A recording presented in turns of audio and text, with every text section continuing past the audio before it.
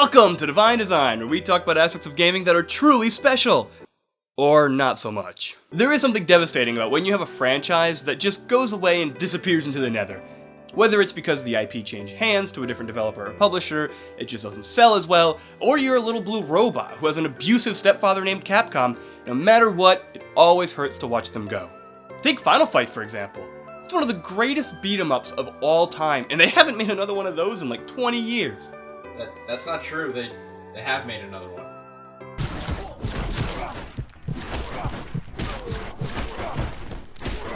Oh. Wow. Maybe it would have been best to stay dead. Alright, well how about Alone in the Dark? The literal pinnacle of point-and-click horror games. They haven't made one of those in a while. I hate to burst your bubble, but yeah, they did.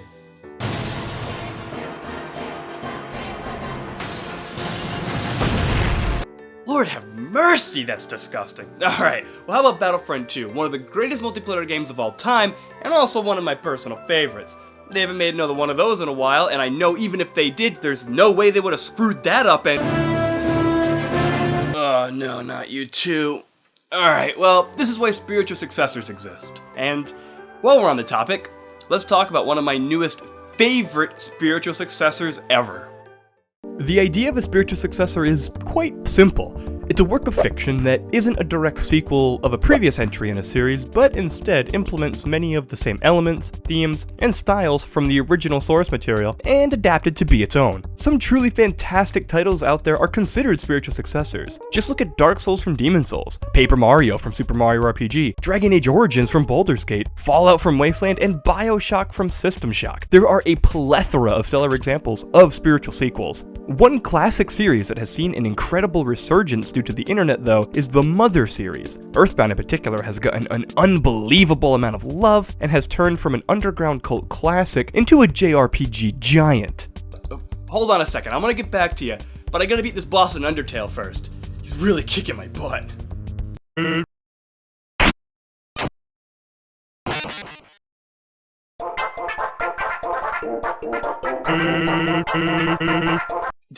Did he just... Oh no, I don't think so, Tim.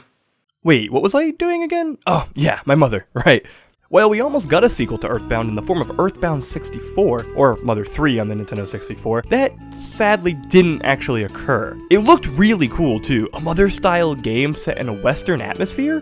That sounds sick! However, after its cancellation, all seemed lost, but fear not, young gamers, for our prayers were answered by Lord Miyamoto and co-Lord Itoi, and Mother 3 would soon be upon us. It was a gift from the heavens, bathed in humble robes, yet a divine crown. It wielded a golden scepter and would be available to play for all gamers who lived in Japan. You've gotta be kidding me! I dyed the sands again. Never gonna beat this guy. However, eventually a Mother 3 did drop in Japan in 2006, a mere 11 years after Earthbound was released in North America. And since then, all hope seemed lost to a Mother 4. News of it died, and the series was presumably lost into the ether. However, on September 15th, 2015, a solid 20 years since the release of a Mother game in North America, we were gifted with our Mother 3, or Mother 4, or whatever. It wasn't developed by Hack, it wasn't published by Nintendo, and it didn't feature writing by co-Lord Shigesato Itoi. But it did live. This game would be known as Undertale.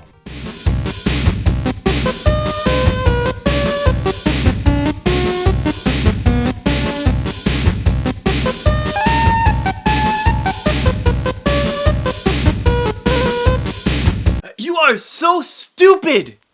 Sans! While many fans of Undertale have become very defensive of calling it a spiritual successor to the Mother series, it is incredibly obvious where the inspiration came from, and that is by no means a bad thing in any way. There are just too many connections to make to deny the inspirations. The self-aware style of storytelling, the childish tone of an incredibly dark story, the harsh contrasts of realities within the environments, and even the battle system and the battle screen, it all just screams Mother. But this is why spiritual successors are typically so great. It isn't made by a publisher or developer attempting to revitalize a series for merely a financial benefit. Instead, Undertale was created by a fan of the mother games, and because of that, it feels like such an intense labor of love. Every little detail feels like it was combed over again and again and again to make sure that it would fit within context to not only the game itself, but also as a little nod to the series that influenced Toby Fox's creation so much. I'm honestly not sure what I can say about Undertale that hasn't already been said a million times by now. It's not only a masterpiece, as shown by its overwhelming amounts of Game of the Year awards, but also as an inspirational story of a man who received over 10 times his initial Kickstarter goal and released a game that will now send him into the video game mega club. It's one of those games that just surprises you so much that you can't help but talk about it again and again. Kinda like how I keep dying to Sans here again and again and again. Oh, it's gonna have a bad time. Get dumped on! I sat here for such a long time deciding what I wanted to say about Undertale in particular. There is just so much that I do want to get off my chest. The game truly surprised me, and what I thought was just a bunch of hype from people who had never experienced an old school RPG turned into my own genuine excitement about Undertale. It also sparked a huge interest for me to go back and enjoy the old Mother games and try to find even an English patch for Mother 3 to play through it.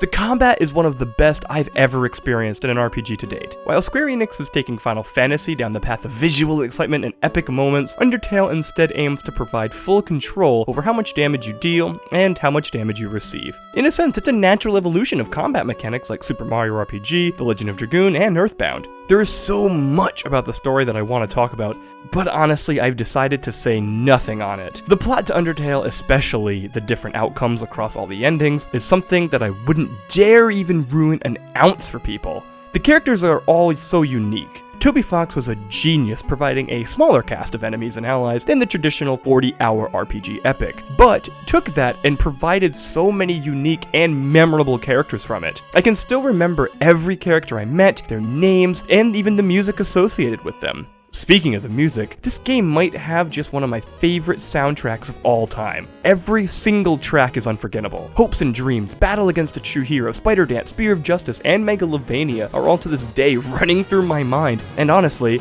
I don't mind them repeating themselves over and over again in my head for quite a while longer. Well, definitely Megalovania is going to be stuck in my head for a while, considering how many times I fought this guy. But really, how is the laziest guy in the game the hardest boss? I mean, even the game says he's the easiest enemy. Sans, I hate you and that stupid font you're named after. I guess what I'm trying to say is that we might not always get exactly what we want, but sometimes what we do get is actually better than what we could have ever imagined. Like the saying goes, art is never finished, only abandoned. While old franchises may have been abandoned long ago, this allows for new ones to come in and not only take their place, but also completely redefine what the classics once stood for. It's never enjoyable to watch a game series die, and it's even less enjoyable to watch one slowly kill itself, as been happening to many recently. But you can't get stuck on the negatives. Instead, look ahead because what you might just find could change your world. While I know there are so many people out there who would really love another Mother game, I do think it's safe to say that that series is pretty much dead. Well, I mean, I guess it's still alive a little bit, just under a different name, from a different director, and under a different tale. I'll see you next time. I'm gonna get back to Sans.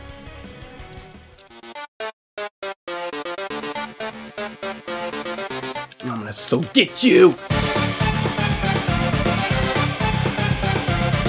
Hey, nice blue eye.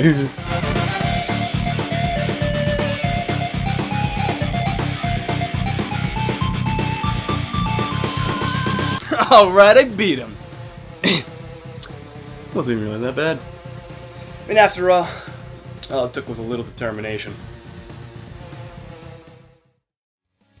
Hey, thank you for watching a video I created about video games on the internet for my free time. Yeah, I know, I live a very interesting life. Well, if you did like what you see, then please feel free to hit that subscribe button, and that means a lot to me, trust me. If you want to make me even happier, hitting that little thumbs up, the little like guy, oh man, that really gets me going.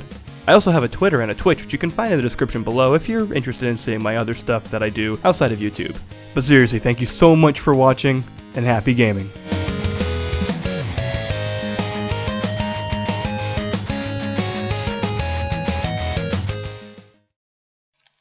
You bony boner. No, that was not the one. I don't know what that was. Okay, Well, just.